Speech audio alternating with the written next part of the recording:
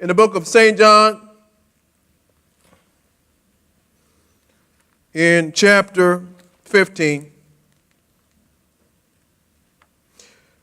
verse 14 of that chapter, it says, "You are my friends if you do what I command." It doesn't say if you do what I ask. You're my friends if you do what I command. You see, he's the Messiah. He's the Son of the living God. He is the resurrection. He is the embodiment of the Spirit of God. He walks in all power. He can command you to do whatever he wants to do. He doesn't have to be your friend, and you would still have to follow his command. But he's saying that the key to his friendship is if you do what he commands. If you want to be friendly with God, if you want to have more intimacy with God, if you do what he commands, that is the gateway to having true friendship with God. If you do what he commands, is what the word says. No longer do I have to call you servants. If you listen to his command, no longer are you his servant. For a servant does not know what his master is doing. But I have called you friend. He's called you his friend. He's called you his friend. Look at your neighbor and say, he's called you his friend. Wow, I mean, just let the weight of the situation just fall on you for a second. The CEO of everything has called me his friend. For all things that I've heard from my Father, I've made known to you. This is what Jesus said. Everything that he gets from God, he's giving us access to. Then he says something profound. He says, you didn't choose me. I chose you. I chose you. He chose me and you. You had no choice in the matter. Which, if you stop and think about it, the mere fact that you had no choice is an extra blessing. Because some of the stuff that came with it, if you had to choose, you wouldn't have done it. I can tell you honestly, most of the major decisions that have led to the impartation of the anointing he's blessed me with, he didn't give me a choice in it. And I've had some conversations. I've asked for some certain things. I asked him to give me some leverage in some directions. I asked him to wait when he told me I was called. He gave me a little rhythm, but the idea of what I had to do in order to get what I need to get, he didn't give me a choice. He's not giving you a choice if he's truly calling you his friend. So at the same time, it doesn't feel good. You feel like you're being dragged and pulled sometimes. Sometimes you feel like you're being snatched inside out. You are. You don't have a choice. But at the same time, he's blessing you, catch it, to be in the place where you have no choice but to follow his command, because what he's doing is setting you up to be more of his friend. How many people know it? God, what do I do with all that? What does it mean? I'm at the stage in my life right now where I feel like, I gave up some things. I walked away from some things. God, I'm not seeing some of the things that you promised. And really, when it shows up, is it really going to come back the way I thought it was? And really, I'm at the point, if it doesn't, then it might not be. And that's okay, because I'm in a place to where I'm supposed to get all of my fulfillment and satisfaction with him. Amen. But is that how you really feel? Oh, you feel like some stuff was snatched out of you, but the stuff that was snatched out of you, you feel like you had to let go, but you don't think he's going to restore it, because the only way you can imagine it being restored is the way it was before he took it away from you. Amen. What he's saying, he can not only bless you to restore it, but it's going to be better than you could have ever imagined, because it wasn't right when he called you to let it go anyway. Amen. How many people know what I'm talking about? And sometimes we get to a place where we have an attitude with God. Sometimes we get to a place where we're a little annoyed with God. Sometimes we just get tired of going through all the stuff we have to go through to roll with God, but we have no choice. So we just grin and bear it. I want to talk a little bit about the story of Lazarus. Lazarus, chapter 11 of the book of John. It reads something like this. It says, now a certain man was sick, Lazarus of Bethany, the town of Mary and sister Martha. It was that Mary who anointed the Lord with fragrant oil and wiped his feet with her hair. Her hair. She anointed him with fragrant oil, and the oil that she used was extremely expensive. I believe it was somewhere about 2/3 of a year's wages was the cost of it. So really, she had some oil that was worth probably in today's society about $30,000. If you take the average salary. She poured it on his feet, wiped it off, and then wiped it with her hair. Understand the level of sacrifice. After the sacrifice, especially to the women. Especially to the women. Because you all are much more emotional than we are. Men, you see, it's one channel or the other. But there's a nurturing quality that most women have that a lot of men don't. And you're opening your heart to a certain level, and it's an expression of love in a certain way. Men, we would process it slightly differently, but it's an openness there. There's a level of sacrifice. And most of you, if you can hear my voice on this morning, you may not have sacrificed a $30,000 bottle of cologne, and you may not have wiped it with your hair. But just about everybody in here has done something that you would consider the equivalent of a sacrifice like that, maybe even more. How many people know?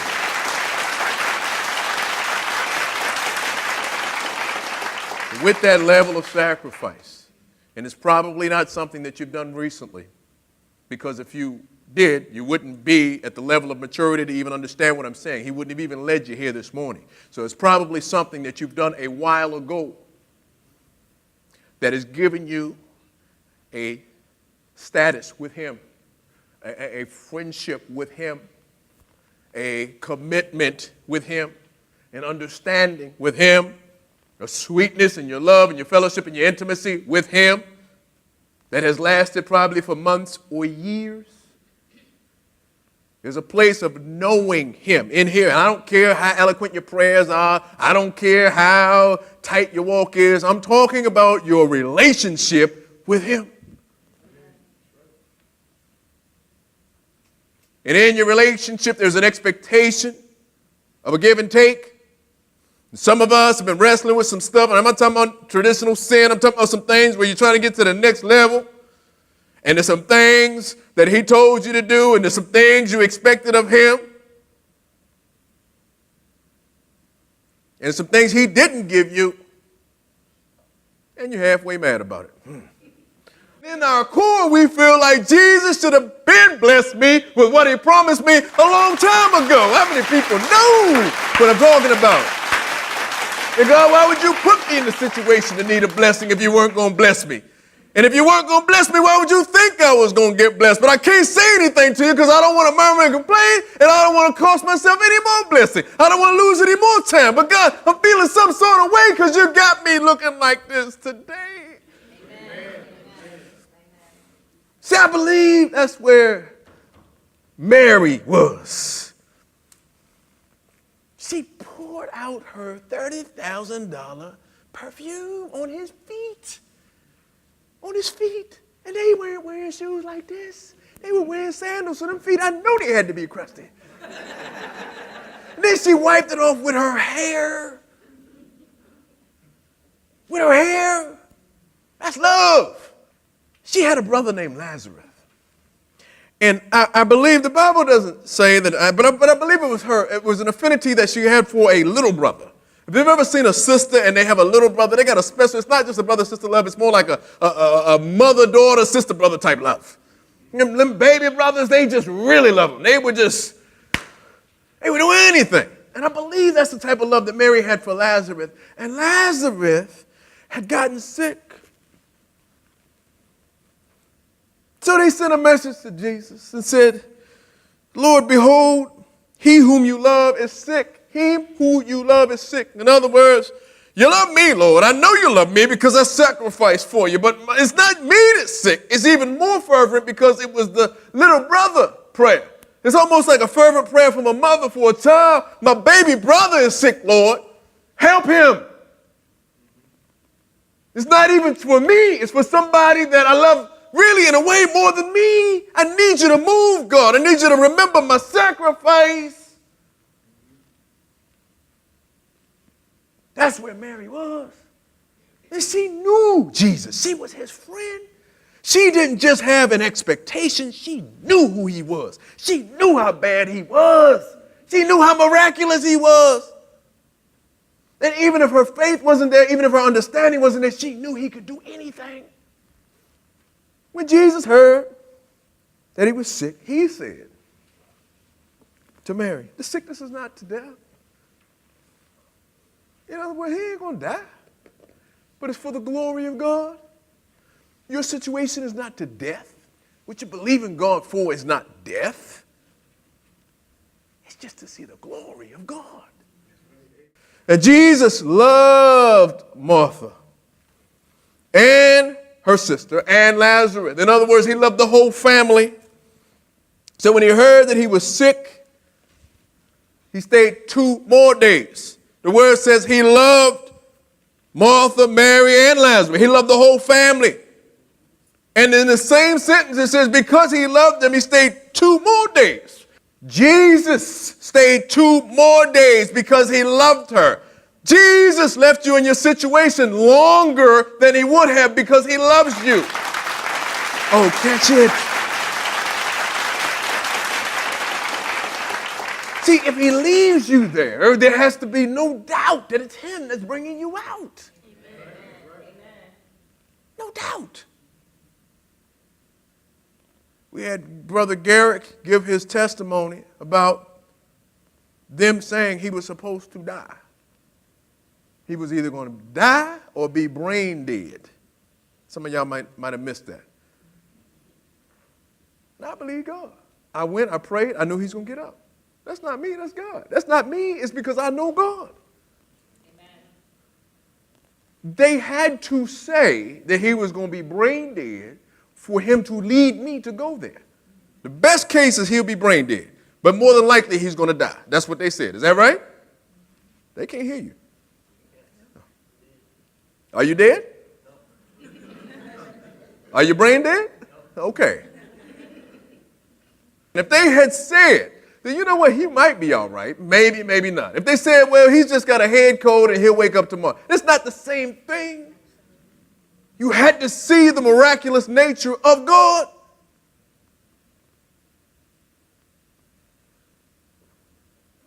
In your situation that you're believing him for right now, we will try to piecemeal it together in our mind. We'll try to take this piece and that piece and tie it together so we can try to make it work because he's been waiting too long to bless me and what I need to do. So it's showing up half over here and 2/3 this way. And I'm going to try to sew it together so it looks like a Frankenstein blessing. I must be the only one. And he said, no, the reason he's leaving you in the situation a little while longer is because he loves you. And he loves you so much, he wants you to see his miraculous nature. Not only does he want you to see, he wants you to get some of it. He wants you to get it. Then after he left them 2 more days, he said, let's stay 2 more days. Then he said to his disciples, let us go to Judah again. And the disciples kicked because they didn't want to go back to Judah because they figured if they went back to Judah that they were going to kill Jesus. And not only did they not want Jesus to die, they didn't want to die either. For most of us right now, God's blessing your situation, something you've been waiting for a long time. In order to get the true blessing, he's leading you back into something that looks like you're going back into Judah. Looks like he's taking you back into a scenario that you knew that you just barely escaped from with your life. And in your mind, you wonder, God, is it you? Because you really want me to go back here. And God, you told me not to go back there again. And I just barely got away with my life. But once you get the confirmation and know that it's him that's leading you back there, what he has done is empowered you so you are no longer subject to what would have killed you in Judah to begin with. That's where they were.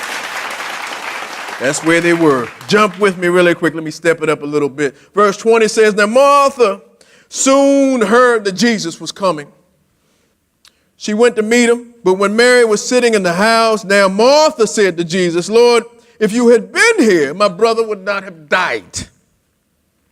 If you've been here, God, if you've really been with me, with us, we wouldn't be in this situation. If you had stayed with us, he wouldn't be dead, God. And that's how some of us feel right now. God, if you had really just stayed there with me, I might not have the situation that looks the way it is, or it might not be piecemeal together. Or really what you're saying is, because everything spiritual is a reflection, if I had stayed with you, God, if I had been as faithful to you, God, as you have been to me, then I wouldn't be looking at the situation the way it is right now.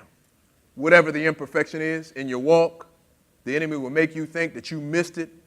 You missed your blessing because you should have been perfect in that area. And what he's saying is, you ain't perfect. You're never going to be perfect. He's driving you to move toward perfection. And the reason that you haven't got what you think you were supposed to get has nothing to do with the steps that you think you might have missed. The reason is because he loves you so much that he considers you his friend. Amen. Amen. Amen. This is where they were. And even though Martha could not imagine what Jesus could do, because he was dead. This was long before the resurrection. So she could not imagine that someone could be raised from the dead. She couldn't. Or even if she could imagine that from things from the Old Testament, she could not imagine that her brother would be raised from the dead. But what she did know is that Jesus could do anything. And that's what she said. Lord, if you would have been here, he wouldn't have died. Lord, if you would have been in my situation, it wouldn't look dead. Or really, Lord, if I really am honest in my heart, if I had been everything I want to be to you, I wouldn't be here right now. And he said, it's okay. I already knew what you were going to do. I knew who you were. I've got you right where I want you. Then she said, now, even now, I know that whatever you ask God, he will give you. And Jesus looked at her and said, your brother will rise again. And Martha said, I know he'll rise in the resurrection. I know he's going to get up when he gets to heaven. And Jesus said to her, I am the resurrection and the life. And he who believes in me through me, he may die. He shall live. Though he may die, he shall live. And in me shall never die. Then he said, do you believe this? That must have blew her mind. If you believe in me, you're going to die. But because you died, you shall live, and you'll never die. That's deep in there. If you love me, is what he's saying, you're going to die. Or let me break it down. A piece of you is going to die. A part of your humanity is going to die. Not only die, but die continuously. But as your humanity continues to die, your spirit, man, gets stronger. You become more empowered. You become more in fellowship. You become more as one in friendship and in intimacy with Jesus the Christ. Thus, as one, you are walking in and he is walking in you, the complete embodiment, the empowerment of his miraculous nature. Therefore, anything is possible. There is nothing impossible with him, and all things are possible with him. Amen. Amen. Come on, give a Lord of praise. And then the Bible goes on to say that she was upset and she was crying because she couldn't get past the momentary humanity of mourning the loss of her brother.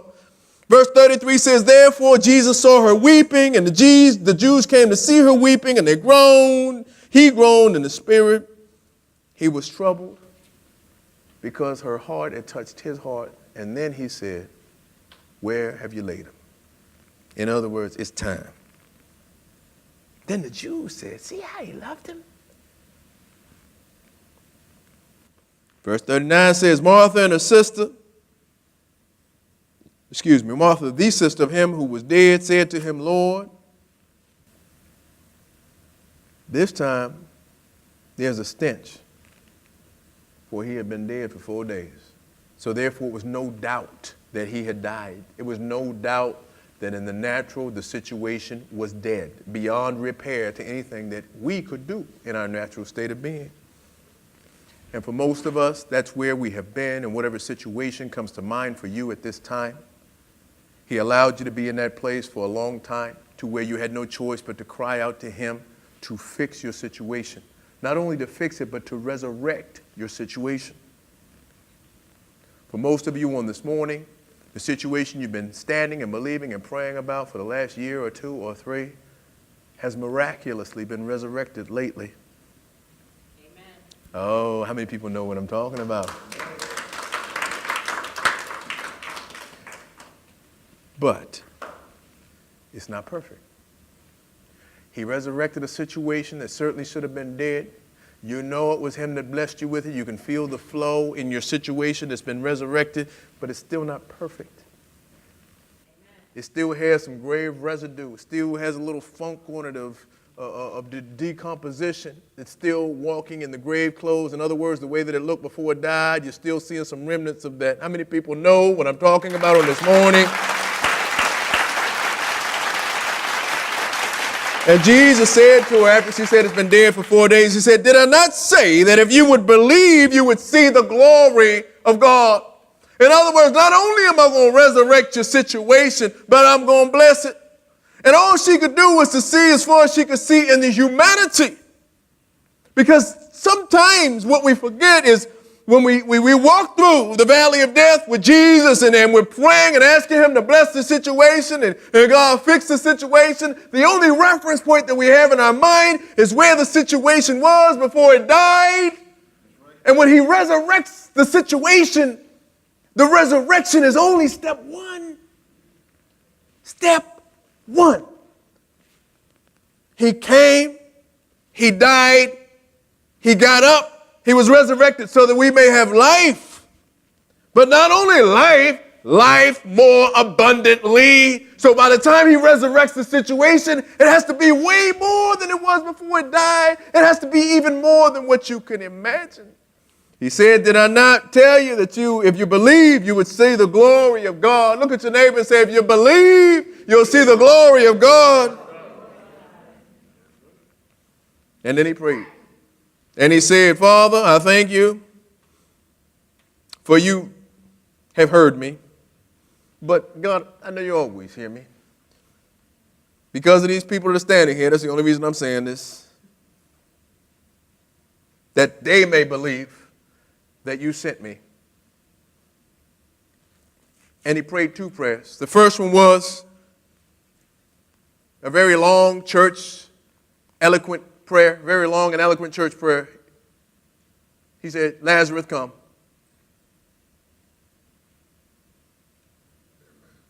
That's all he said. Lazarus, come. For y'all prayer warriors, you like to pray 17 hours about something? If you're really walking in some power, you don't need all that. You speak to it. It changes.